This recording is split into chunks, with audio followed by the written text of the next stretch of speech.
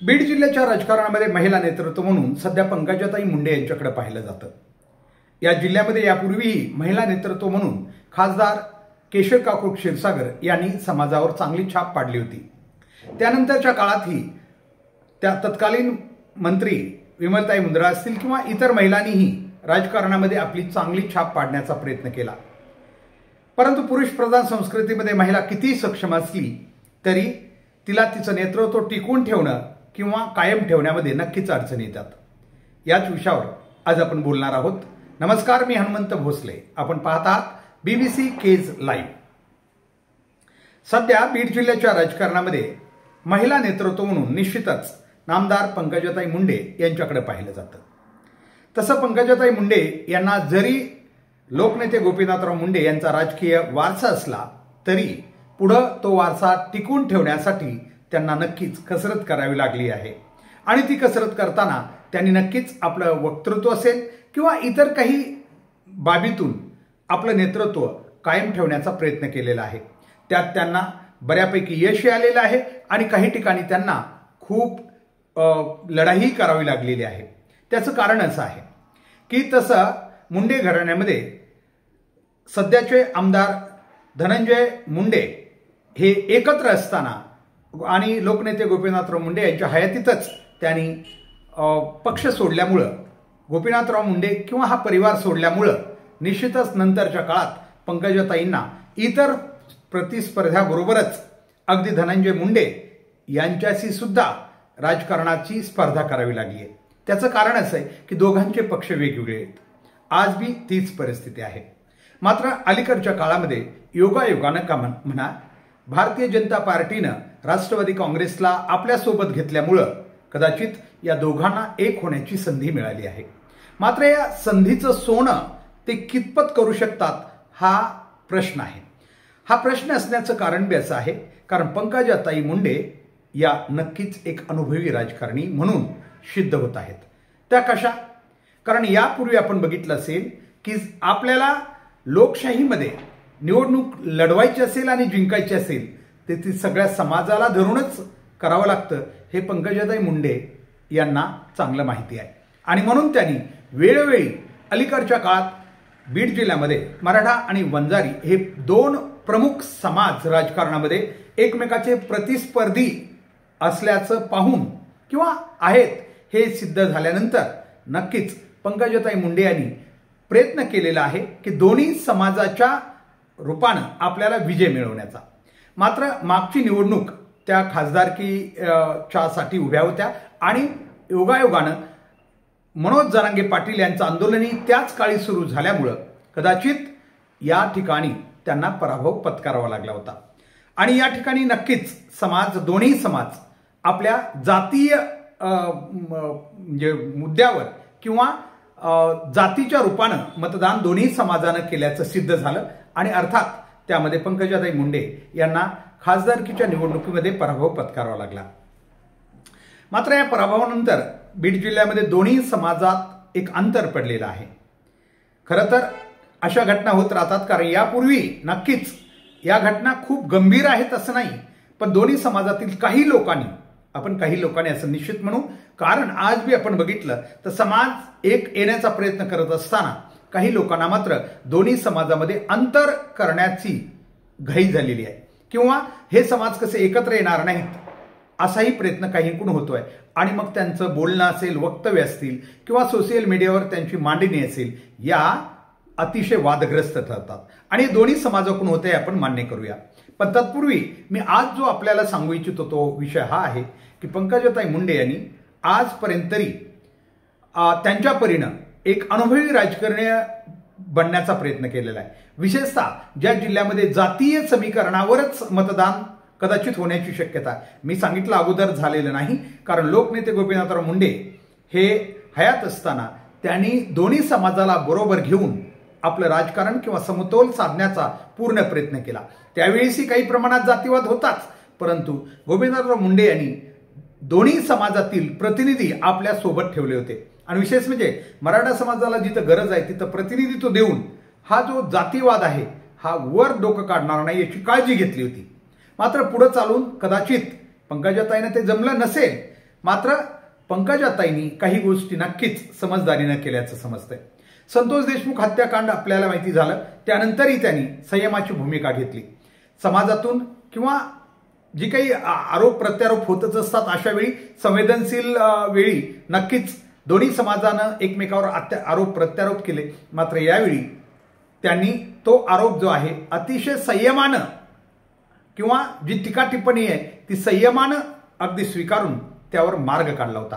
कारण अगदी ज्यावेळी संतोष देशमुखच्या कुटुंबियांना त्यांनी भेटण्याचं सुद्धा नियोजन केलं होतं, मात्र त्यावेळीची परिस्थिती थोडी सामाजिक ठीक नसल्यामुळं त्यांना ती थोडंसं टाळावं लागलं होतं. दुसरी गोष्ट, मुद्दाम मी यासाठी मूल्यांकन करतोय कारण ज्या गोष्टी खऱ्या आहेत, सत्य आहेत, त्या समाजाला स्वीकारावं लागतील. मग तो कोणताही समाज असो, तो या स्वीकारल्याशिवाय गत्यंतर नाही. ज्या गोष्टी स्पष्ट आहेत त्या नक्कीच तिथं आहेत, त्याच्यावर चर्चा झाली पाहिजे. विशेष म्हणजे पंकजाताई मुंडे यांनी मराठा आणि ओबीसी अलीकडच्या काळात जी दरी निर्माण होऊन मतभेद निर्माण झालेले आहेत आणि त्या मतभेदाचे 2 विचारपीठ तयार झालेले आहेत, या विचारपीठावर जाताना सुद्धा त्यांनी खूप विचार केलेला आहे. यापूर्वी ओबीसीनी अनेक वेळा त्यांना निमंत्रित केलं होतं, मात्र त्या एकाही प्लॅटफॉर्मवर गेलेल्या नाहीत शक्यतो. आता एखाद्या दुसऱ्या कुठं गेल्या बी असल्या, कारण प्रत्येक नेत्याला आपल्याला जर आपलाही समाज सोबत ठेवायचा असेल तर काही ठिकाणी तडजोड करावी लागते, ती मान्य असो की नसो. कारण तसं जर नाही झालं तर एकतर विरुद्ध असलेला समाजही आपल्या विरोधात आणि ज्या समाजाचं आपण प्रतिनिधी करतो, आजच्या भाषेत बोलायचं तर जातीय प्लॅटफॉर्मवर त्या समाजाला ज्या जातीत तो नेता आहे त्या जातीतही त्याला नक्कीच त्या जातीच्या सोबत राहावं लागतं. विशेषतः अल्पसंख्याक समाजाचे जे नेते आहेत त्यांना तर ते नक्कीच करावं लागतं. मराठा समाजात कदाचित मोठा समाज असल्यामुळं मराठा नेते हे करत नसतील, परंतु अल्पसंख्याक नेत्यांना आपल्याही समाजाच्या बरोबर असल्याचं किमान दाखवावं तर नक्कीच लागतं. आणि म्हणून त्यांच्याकडून 1-2 वक्तव्य नक्कीच वादग्रस्त झाली होती, याच्यात कुठलंही दुमत नाहीये. मात्र त्यानंतरच्या काळात त्यांनी नक्कीच वेळोवेळी आपला परिपक्वता राजकारणातील दाखवलेली आहे. त्याच्यातली आणखीन एक गोष्ट आपल्याला माहिती आहे, जेव्हा त्यांनी आत्ताच दसरा मेळावा घेतला, या दसरा मेळाव्यातही त्यांनी एक विधान केलं होतं की गुंडगिरी पाळू नका. याचा अर्थ स्पष्ट होता की गुंडगिरीमुळे राजकारणात खूप नुकसान होत आहे आणि त्यामुळं अशा गुंडगिरीला आपण थारा देऊ नये असं म्हणून त्यांनी नक्कीच माननीय धनंजय मुंडे यांच्याकडं लक्ष वेधलं होतं.